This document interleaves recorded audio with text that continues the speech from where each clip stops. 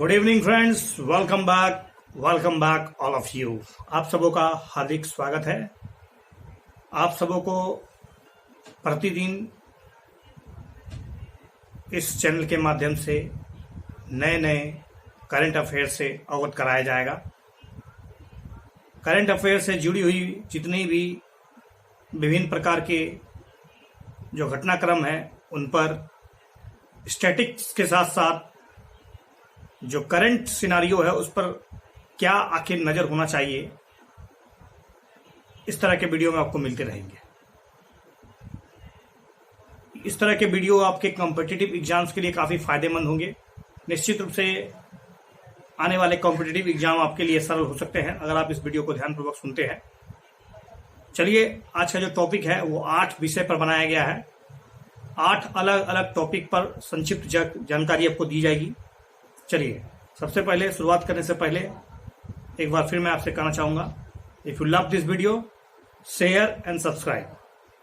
सबसे पहले आपको मैं लिस्ट में बता देता हूं कि मैंने आज क्या क्या टॉपिक इसके लिए तैयार किया है। सबसे पहले हम लोग बात करेंगे परिसीमन आयोग की। उसके पश्चात हम लोग राजद्रोह यानी सेडिशन की बात करेंगे। फिर जाके भारत में राज्यपालों की जो स्थिति है उसमें अभी क्या अमूलचूल परिवर्तन किए गए हैं। 8 नए राज्यपालों की जो नियुक्ति हुई है उस पर एक चर्चा होगा।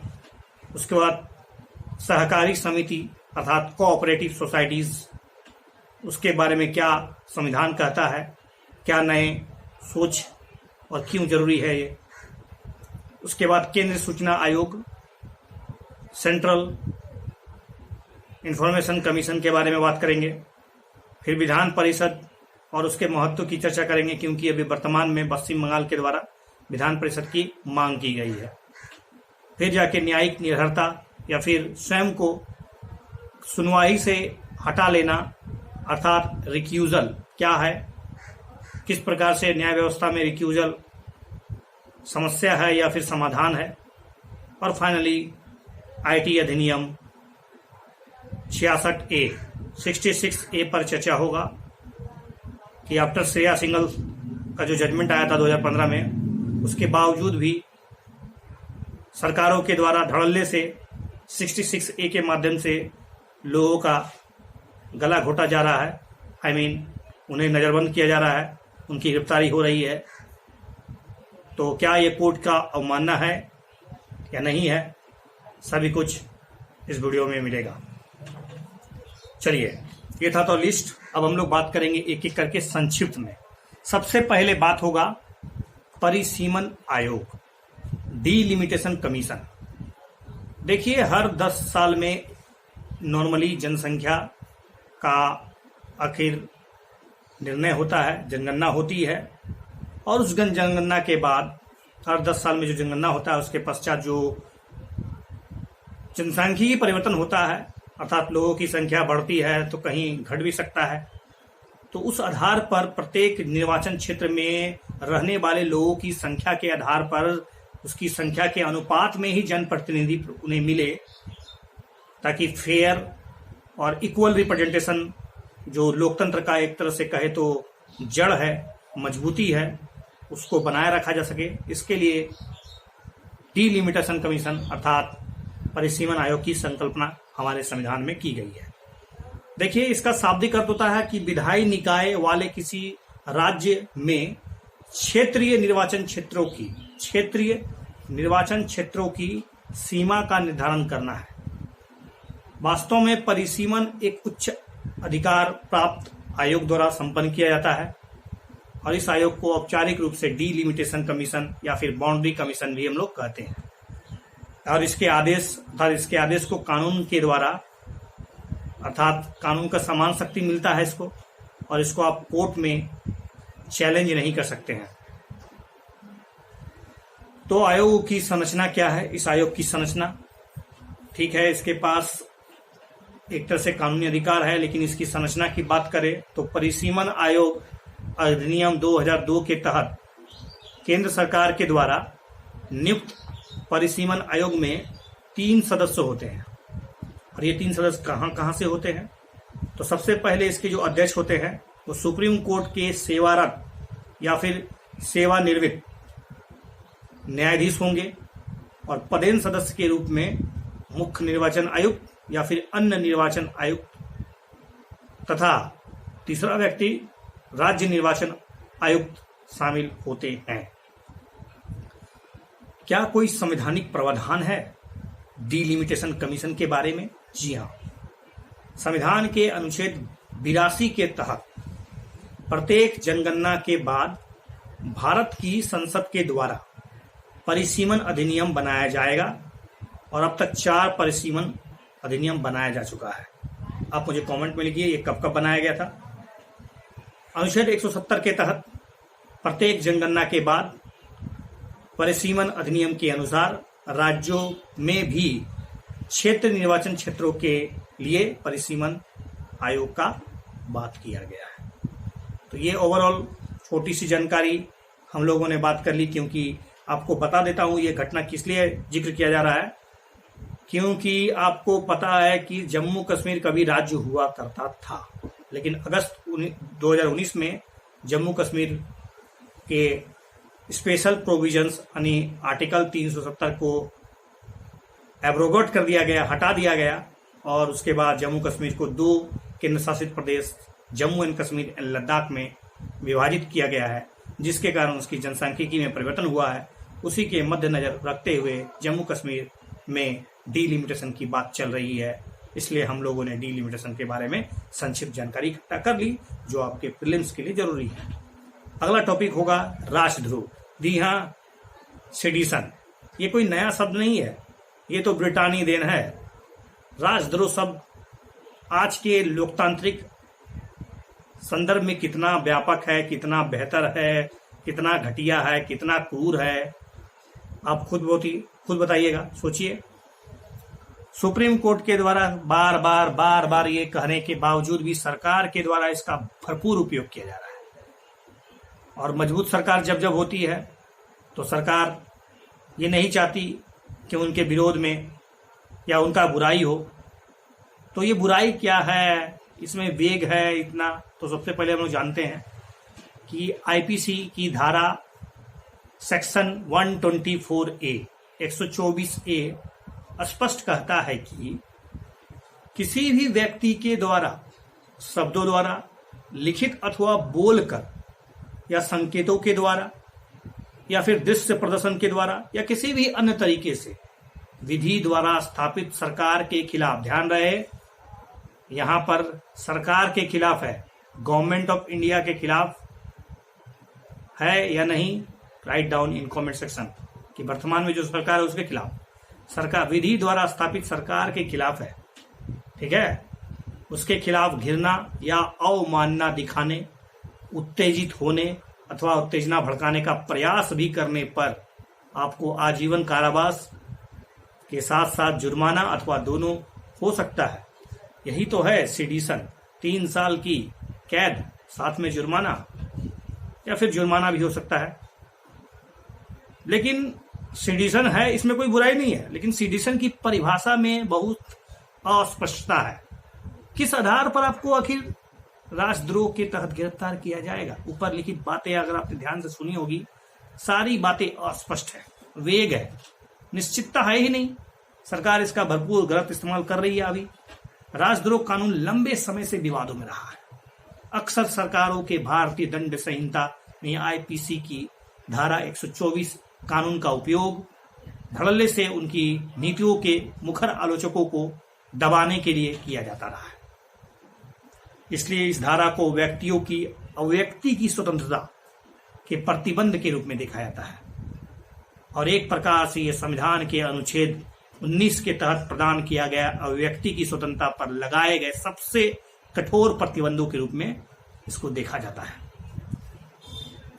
अगर इसकी पृष्ठभूमि या इसका देन ये कहां से आया, क्यों आया, देखिए इस कानून को औपनिवेशिक ब्रिटिश शासकों के द्वारा 1860 के दशक में लाया गया था और उस समय हमारे देश में राष्ट्रवाद की ज्वाला धीरे धीरे विकसित हो रही थी। उस राष्ट्रवाद को संकुचित करने के लिए, दबाने के लिए, गला घोटने के लिए, हमारे राष्ट्रवादी नेताओं को गिरफ्तार करने के लिए, कठोर कदम उठाने के लिए, ताकि वो सरकार के खिलाफ, ब्रिटिश हुकूमत के खिलाफ कुछ लिखे नहीं, कुछ छापे नहीं, ताकि राष्ट्रवाद को कुचला जा सके, उसको दमन किया जा सके। इसके तहत आपको पता होगा हमारे देश के महान राष्ट्रपिता बापू अर्थात महात्मा गांधी, बाल गंगाधर तिलक, पंडित नेहरू, तमाम महान महान नेताओं को इसके तहत गिरफ्तार किया गया। हालांकि उस समय की दौर कुछ और थी, उसमें हमारा कोई शासन नहीं था, हमारा कोई लोकतंत्र नहीं था, हमारी कोई कानून और हमारे कोई संविधान नहीं थे। आंदोलन के शीर्ष नेताओं को राजद्रोह के तहत गिरफ्तार करना कोई बड़ी बात नहीं थी। महात्मा गांधी इसके बारे में क्या कहते हैं? देखिए, मैं महात्मा गांधी को कोट कर रहा हूं अबाउट सेडिशन के बारे में। उन्होंने कहा था कि नागरिक की स्वतंत्रता का हनन करने हेतु तैयार की गई भारतीय दंड संहिता की राजनीतिक धाराओं का राजकुमार सेडिशन एक्ट है। यह एक राजकुमार है। नेहरू ने इसे कानून के बहुत ही अत्यधिक आपत्तिजनक और निंदनीय बताया था और स्पष्ट कहा था कि हमारे द्वारा पारित किसी भी कानून के प्रावधानों में इसे कोई जगह नहीं दी जानी चाहिए और जितनी जल्दी हो सके इसे छुटकारा पा लेना उतना ही अच्छा है। ये तो था हमारे संविधान के नहीं बल्कि हमारे देश के महान नेताओं का उनके विचार सेडिशन के बारे में। वो तो आजादी के दीवाने थे, उन्होंने इस तरह बातें ब्रिटिश सरकार के खिलाफ या उनके द्वारा उठाए गए कदम के खिलाफ कह दी। अगर वर्तमान सिनेरियो में देखा जाए तो सुप्रीम कोर्ट के भी कई फैसले हैं जिसको मतलब ताक पे रख दिया गया है सरकार के द्वारा, चाहे वो केंद्र सरकार हो या राज्य सरकार के हो। जैसे कि आपको पता होगा कि केदारनाथ सिंह बनाम भारत नहीं बल्कि बिहार राज्य, केदारनाथ सिंह बनाम बिहार राज्य मामला 1962 है। 1962 में एक जजमेंट आया था। आईपीसी की धारा 124A के तहत अपराधों से संबंधित मामलों की सुनवाई की गई थी और उसमें सुप्रीम कोर्ट ने 5 न्यायाधीशों की संवैधानिक पीठ ने केदारनाथ सिंह बनाम बिहार राज्य मामले में स्पष्ट कहा था कि इसके कुछ मार्गदर्शक सिद्धांत है। उन्होंने बताया कि सरकार की कार्यों की चाहे कितनी भी गंभीर या कटु आलोचना क्यों ना की जाए, सरकार को आप पसंद करें ना करें कोई मतलब नहीं है। यदि उसकी वजह से हिंसक कृत्यों द्वारा सार्वजनिक व्यवस्था अगर भंग नहीं होती है तो ये किसी प्रकार का सेडिशन नहीं है। जब ये सेडिशन नहीं है तो आप व्यक्ति को उसके जस्ट बोलने, उसकी अभिव्यक्ति की आजादी को दबाने का अधिकार कैसे रख सकते हैं? इसी के साथ एक और जजमेंट बलवंत सिंह बनाम पंजाब राज्य का है। यह 1995 का मामला है, बलवंत सिंह बनाम पंजाब राज्य। इस मामले में सुप्रीम कोर्ट ने स्पष्ट किया कि केवल नारे लगाना, जैसे कि इस मामले में था कि खालिस्तान जिंदाबाद, राजद्रोह नहीं है। तो स्पष्ट हो गया कि इस तरह के बहुत सारे जजमेंट आए हैं। जाहिर है राजद्रोह कानून को गलत तरीके से समझा गया है, असहमति को दबाने और गला घोटने के लिए इसका दुरुपयोग किया गया है। आपको रोलेट एक्ट याद आ जाएगा इस सेडिशन एक्ट के गिरफ्तार होने पर। रोलेट एक्ट में आपको ना कोई वकील, ना कोई दलील, ना कोई अपील करने का कोई अधिकार नहीं होता था। ब्रिटिश सरकार बस संदेह के आधार पर किसी भी व्यक्ति को 2 वर्ष के लिए गिरफ्तार कर लिया करती थी और ये सेडिशन एक्ट का भी आज वर्तमान में धड़ल्ले से खूब भरपूर उपयोग हो रहा है, जो निश्चित रूप से एक चिंतनीय विषय है, क्योंकि किसी भी लोकतांत्रिक देश में इस तरह की व्यवस्था अपने आप में शर्मनाक है। ठीक है, देश की सुरक्षा, उसकी एकता, उसकी अखंडता, उसकी संप्रभुता, राष्ट्र संबंध, विदेशी संबंध, लॉ एंड ऑर्डर को बनाए रखने के लिए ये जरूरी है, लेकिन इसका मतलब ये नहीं है कि आप अगर सरकार के मुखर आलोचक हैं, सरकार की नीतियों से आप नाखुश हैं, सरकार के दिए गए डेटा से आप अप्रसन्न हैं और उनके द्वारा बताए गए जो प्रमुख विचार हैं आप उनसे अवगत नहीं हैं, आप उनसे संतुष्ट नहीं हैं और आप उनकी बुराई ट्विटर के माध्यम से, लेख के माध्यम से, चैनल के माध्यम से अगर बोलकर, लिखकर, पढ़कर, सुनाकर अगर गा रहे हैं, अपनी वेदना प्रकट कर रहे हैं, तो सरकार क्या जस्ट इसलिए कि आप सरकार के खिलाफ हैं आप उन पर सेडिशन लगा दीजिएगा? मैं यहां पर वॉल्टेयर को कोट करता हूं। वॉल्टेयर के कथन के अनुसार, हो सकता है कि मैं आपके व्यक्ति की आजादी या आपके विचार से प्रसन्न ना हो, लेकिन मैं आपके अभिव्यक्ति की आजादी अर्थात आपके बोलने, आपके विचार के प्रस्तुत होने के लिए अर्थात उसको रखने के लिए आपके साथ मैं आजीवन खड़ा हूं। बस सफिशिएंट है, इस पर विचार कीजिए कि सरकार के जो सॉफ्ट कदम है वो धीरे धीरे कहीं तानाशाही की तरफ तो नहीं जा रही है। अगला वीडियो भारत में राज्यपालों की वर्तमान स्थिति, उस पर चर्चा होगी। देखिए, आर्टिकल 152 से 162 राज्यपाल के संबंध में जानकारी दिया जाता है। क्योंकि घटना है 8 राज्यपालों की नियुक्ति का, तो उसी से हम लोग स्टैटिक्स बात करते हैं कि भारत में राज्यपाल राज्य का नाम मात्र का प्रधान होता है, जबकि प्रमुख तो होता है राज्य का। अगर प्रशासनिक प्रमुख देखा जाए, मुखिया देखा जाए, तो वो तो मुख्यमंत्री होता है। एग्जैक्टली जो सिस्टम हमारे केंद्र में है, हमारे राज्य में भी सभी राज्यों के लिए यही व्यवस्था है। 7वें संवैधानिक संशोधन अधिनियम 1956 के तहत एक राज्यपाल 2 या 2 से अधिक राज्यों का राज्यपाल हो सकता है। ऐसी व्यवस्था शुरुआत में नहीं थी। बात अगर नियुक्ति की करें तो आप सभी जानते हैं कि राज्यपाल की नियुक्ति या उपराज्यपाल की नियुक्ति राष्ट्रपति के द्वारा की जाती है, लेकिन राष्ट्रपति की मनमर्जी नहीं चलती है। ये तो काउंसिल ऑफ मिनिस्टर यानी मंत्री परिषद की सलाह के अनुसार ही उठाया जाता है। राष्ट्रपति तो नाम मात्र का प्रधान होता है। बात करें रिमूवल की, सामान्य रूप से राज्यपाल के पद का कार्यकाल 5 वर्ष होता है, लेकिन इसके कार्यकाल की समाप्ति जो होता है ना, वो राष्ट्रपति के प्लेजर पे डिपेंडेड है। जब चाहे राष्ट्रपति राज्यपाल को वापस बुला सकते हैं। प्रधानमंत्री की सलाह पर यह निर्णय होता है, अर्थात राष्ट्रपति नहीं बल्कि हम कहें तो प्रधानमंत्री के इशारे पर राज्यपाल की ट्रांसफर, अदला बदली, बर्खास्त, नियुक्ति सब होता है। और ये किसी पार्टी से भी जुड़ा हुआ नहीं है। हर पार्टी ने इसका गंभीर प्रयोग किया है। राज्यपालों की तो एक तरह से कहे तो भूमिका ही हमारे संविधान में गंभीर बन गई है। जिस दृष्टिकोण से राज्यपाल की भूमिका हमारे केंद्र और राज्य को जोड़ने के लिए बनाई गई थी, आज उसको पूरी तरह से लट्टू बना दिया गया है। हर कोई आता है मंदिर की घंटी की तरह उसको बजा के चला जाता है। हर राज्य ने हर केंद्र ने जब जब अपनी सरकारें बदली है, राज्यपालों का गलत इस्तेमाल किया गया है। आर्टिकल 356 इतना कहे तो कलंकित हो चुका है कि इसका हर बार छोटे छोटे मुद्दे में इस्तेमाल किया गया है। 150 से भी अधिक बार इसका इस्तेमाल हुआ है। अनुच्छेद 356 का राष्ट्रपति के द्वारा राज्यपाल और राज्यपाल का कोऑर्डिनेशन पूरी तरह से बखेड़ा बना दिया गया है। राष्ट्रपति को पद से हटाने के लिए राष्ट्रपति को ये पावर है, वो आपको पता होना चाहिए। वो सेंटर अर्थात प्रधानमंत्री से आता है। लेकिन राज्यपाल को हटाने के लिए महाभियोग शब्द का कोई प्रयोग नहीं होता है, राष्ट्रपति उसे बुला सकते हैं। ठीक है, राज्यपाल की कुछ विवेकाधीन शक्तियों की बात कर ले हम लोग। अविश्वास प्रस्ताव पारित होने के बाद अगर आपका नो कॉन्फिडेंस मोशन पास हो गया सरकार के खिलाफ, मुख्यमंत्री सलाह लेने पर या देने पर राज्यपाल विधानसभा को भंग कर सकते हैं। हालांकि इसके लिए जरूरी नहीं है कि राज्यपाल चाहे तो ऐसे भी भंग कर सकते हैं। अगर उनको ये खबर हो जाए या ऐसा अंसा हो जाए या लग जाए कि हाँ अब सरकार में कोई बहुमत नहीं रहा, राज्यपाल पर निर्भर करता है कि आगे वो क्या निर्णय ले।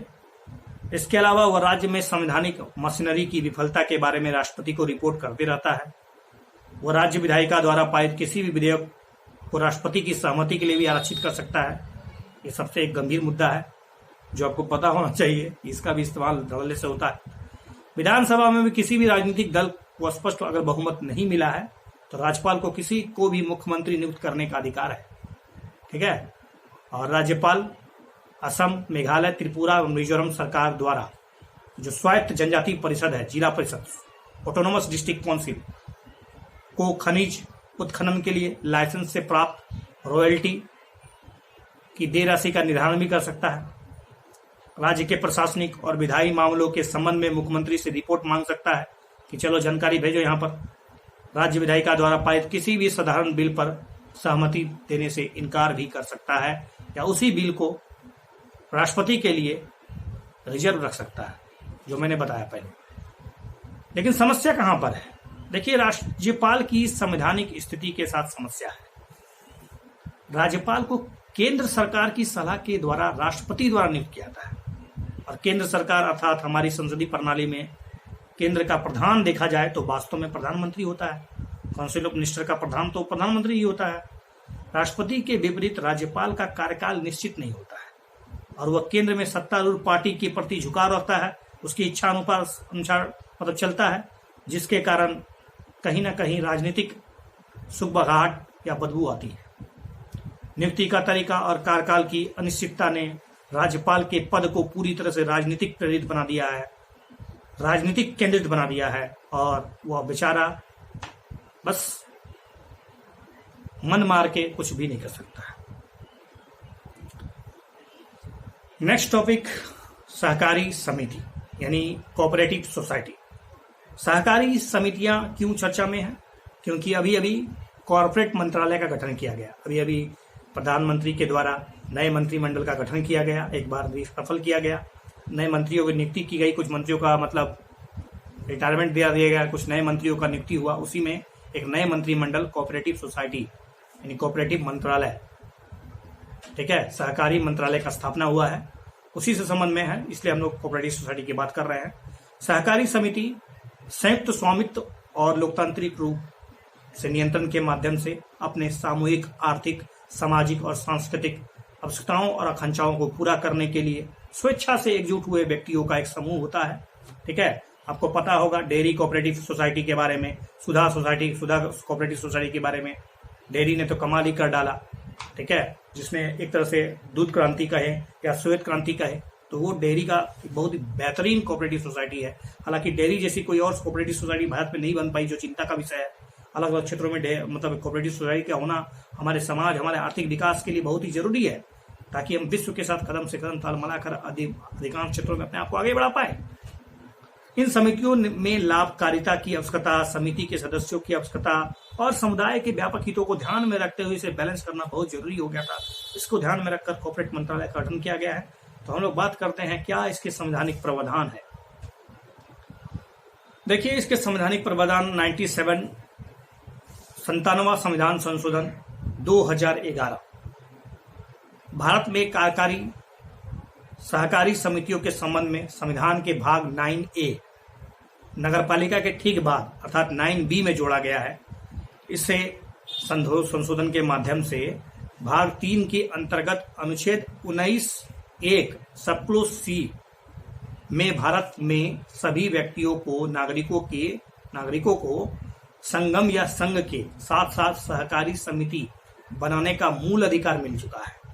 सहकारी समिति के ऐच्छिक गठन, स्वायत्त कार्रवाई, लोकतांत्रिक नियंत्रण और व्यावसायिक ढांचा या प्रबंधन में वृद्धि करने हेतु संविधान में राज्य के नीति निर्देशक तत्व अर्थात DPSP भाग 4 के अंतर्गत एक नया अनुच्छेद 43B भी जोड़ा गया है। ये कुछ बातें हैं जो आप याद रख सकते हैं इसके संबंध में। नेक्स्ट टॉपिक दैट इज केंद्रीय सूचना आयोग, सेंट्रल इंफॉर्मेशन कमीशन। केंद्रीय सूचना आयोग का गठन कब हुआ था? ये सूचना अधिकार अधिनियम 2005 के अंतर्गत वर्ष 2005 में केंद्र सरकार के द्वारा इसका गठन किया गया था। सदस्य इसके कौन होते हैं? तो आयोग में एक मुख्य सूचना आयुक्त, चीफ इंफॉर्मेशन कमीशन और अधिकतम 10 सूचना आयुक्त होते हैं। वास्तव में ऐसा समस्या इसलिए उत्पन्न हो गया क्योंकि अभी इंफॉर्मेशन कमीशन की नियुक्ति नहीं हो रही है। इसी को ध्यान में रखते हुए मैं इस वीडियो को बना रहा हूँ। इसके आयोग के सदस्यों की नियुक्ति राष्ट्रपति के द्वारा किया जाता है और इसके लिए एक चयन समिति होती है। उस चयन समिति के जो अध्यक्ष होते हैं वो प्रधानमंत्री होते हैं और सदस्य के रूप में लोकसभा के सबसे बड़े विपक्षी दल के नेता और प्रधानमंत्री द्वारा नामित एक केंद्रीय कैबिनेट मंत्री भी शामिल होता है।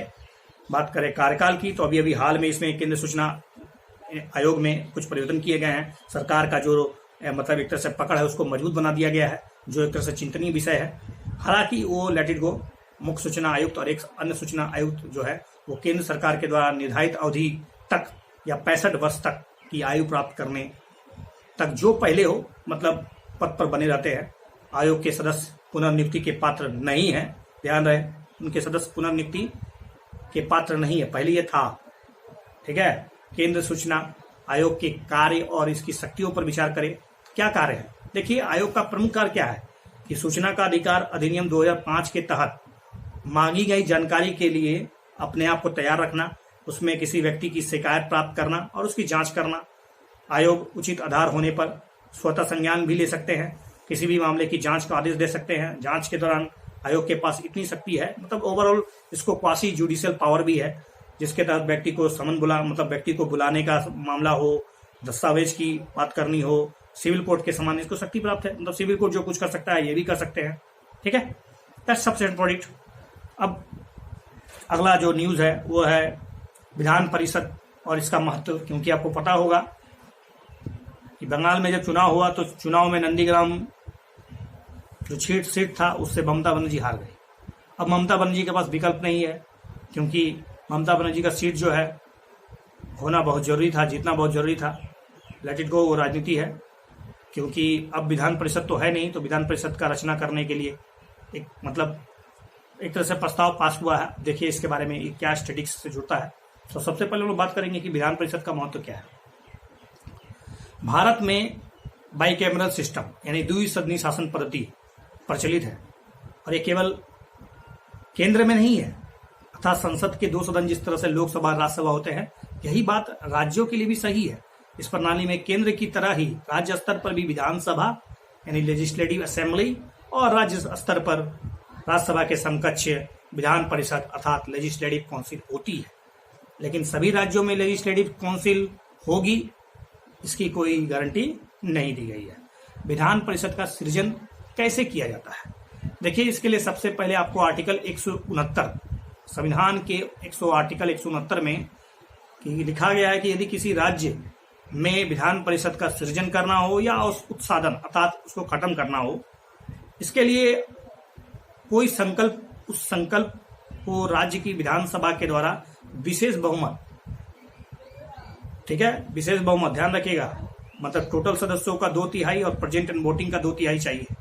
ठीक है, विधानसभा द्वारा इस संकल्प को पास करना होगा, संसद को भेजना पड़ेगा, संसद के द्वारा राज्य में विधान परिषद का सृजन अथवा उत्साधन कर सकती है। संसद पर निर्भर करता है कि संसद विधान परिषद का सृजन करे या ना करे, चाहे तो उसके विचार को ठुकरा भी सकती है। बात करें विधान परिषद में सदनों की संख्या कितनी होती है, तो भारतीय संविधान के अनुच्छेद 171 के सब क्लॉज 1 में लिखा गया है कि विधान परिषद वाले किसी भी राज्य की विधान परिषद में सदस्यों की संख्या जो होगी वो विधानसभा के 1/3 से ज्यादा नहीं हो सकती है और किसी भी स्थिति में 40 से कम नहीं हो सकती है। कुछ अपवाद छोड़ के विधान परिषद में कौन सदस्य कहां से आते हैं, इनका निर्वाचन कैसे होता है, तो सब तो पूरा का पूरा इनडायरेक्टली चुनाव होता है विधान परिषद में। ठीक है, एकल संक्रमणिक पद्धति के द्वारा होता है कि नहीं होता, ये मुझे लिखिए कमेंट सेक्शन में।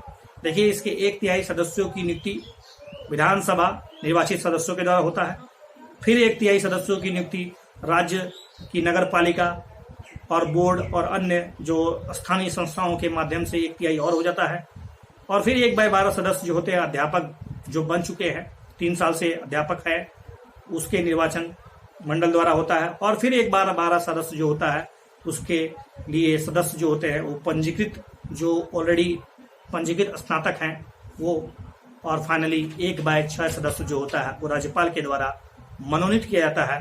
शर्त यह है कि वो विज्ञान, कला, सहकारिता आंदोलन और समाज सेवा क्षेत्रों में उत्कृष्ट व्यक्ति हो, प्रतिष्ठित व्यक्ति हो। यही है मनोनयन का तरीका। तो ओवरऑल आपने पूरी तरह से विधान परिषद के बारे में समझ लिया। अब हम लोग नेक्स्ट टॉपिक पढ़ेंगे न्यायिक अहर्ता, निर्हरता यानी जुडिशियल डिस्क्वालिफिकेशन, या फिर स्वयं को सुनवाई से दूर रखना, अलग करना, यानी रिक्यूजल क्या है। देखिए, सुनवाई से इनकार का सीधा मतलब है कि किसी पीठासीन न्यायिक अधिकारी के द्वारा अथवा प्रशासनिक अधिकारी के द्वारा जब कन्फ्लिक्ट ऑफ इंटरेस्ट यानी हितों के टकराव के कारण, जब कन्फ्लिक्ट ऑफ इंटरेस्ट हो जाता है उसके कारण किसी न्यायिक सुनवाई अथवा आधिकारिक कार्यवाही से स्वयं को दूर रखना अर्थात भागीदारी में इनकार करना, न्यायिक निर्हरता यानी जुडिशियल डिस्क्वालिफिकेशन कहें या सुनवाई से इनकार करना यानी रिक्यूजल कहलाता है। सुनवाई से इनकार करने के कोई आधार हैं या ऐसे मनमर्जी हम इस न्यायिक सुनवाई में भाग नहीं लेंगे, क्यों, इसका कोई आधार है? देखिए, किसी तर्कशील निष्पक्ष पर्यवेक्षक को अगर लगता है कि न्यायाधीश किसी एक पक्षकार के प्रति सद्भाव रखता है, घुला मिला है उसके साथ, अथवा पक्षकार के प्रति द्वेषपूर्ण हो सकता है, झगड़ा है उसके साथ, अथवा न्यायाधीश किसी के प्रति पक्षपाती बैसी हो सकता है, तो यह आधार बनता है रिक्यूजल का। या फिर न्यायाधीश का मामले में व्यक्तिगत हित अथवा उस मामले में उस हित से जुड़े व्यक्ति जो है, उस केस से जुड़े व्यक्ति जो उसके सगे संबंधी हो, जिसके कारण कन्फ्लिक्ट ऑफ इंटरेस्ट हो सकता हो, न्यायाधीश की पृष्ठभूमि अथवा उसका अनुभव, जैसे कि न्यायाधीश के वकील के रूप में किए गए पूर्व कार्य, इसके अलावा मामले से संबंधित जो तथ्य हैं या पक्षकारों से व्यक्तिगत तौर पर उनका परिचय हो, लेन देन हो, आना जाना हो, रिश्ते में कोई लगते हों, वकील या गैर वकीलों के साथ एक पक्षी संवाद हो रहा हो, या फिर न्यायाधीशों के अधिनिर्णयन टिप्पणियां अथवा आचरण भी इसके कुछ सिंपल गाइडलाइंस है कि आप इस आधार पर अपने आप को उस केस से बाहर रख सकते हैं। इस संबंध में कोई कानून है क्या? कोई संविधान इसके बारे में कुछ बताता है? जी नहीं, बिल्कुल नहीं। न्यायाधीशों के द्वारा सुनवाई से इनकार करने के संबंध में कोई भी निश्चित नियम निर्धारित नहीं की गई है। हालांकि सुप्रीम कोर्ट और हाई कोर्ट के न्यायाधीशों के द्वारा पद की शपथ लेने के दरमियान न्याय करने हेतु बिना किसी डर, बिना किसी पक्षपात, लगाव या वैमनस्य के अपने कर्तव्यों को निभाने का वादा किया जाता है, लेकिन ये वादा तो वादा ही है, हम निभाएंगे इसे। इस विषय पर सर्वोच्च न्यायालय की टिप्पणी यह है, एक केस है रंजीत ठाकुर बनाम भारत संघ 1987 का जजमेंट है, जिसमें सुप्रीम कोर्ट ने माना कि पक्षपात होने की संभावना की जांच पक्षकार के दिमाग में उत्पन्न आशंका को देखते हुए तर्कसंगत लग सकता है। न्यायाधीश को अपने सामने खड़े पक्षकार के दिमाग में चल रहे विचारों को देखना चाहिए, तय करना चाहिए कि वह पक्षपाती है अथवा नहीं। इसी प्रकार जस्टिस चलमेश्वर के supreme court advocate on record association बनाम भारत संघ 2015 उस मामले में अपनी राय दी कि जहां किसी भी न्यायाधीश के आर्थिक हित प्रतीत हो रहे हों, वहां पक्षपात संबंधी किसी वास्तविक खतरे अथवा तर्कपूर्ण संदेह की जांच करने की कोई जरूरत नहीं है। जब आपका आर्थिक लेन देन हो सकता है तो आप केस को बिगाड़ भी सकते हैं, केस बायसिंग भी हो सकता है।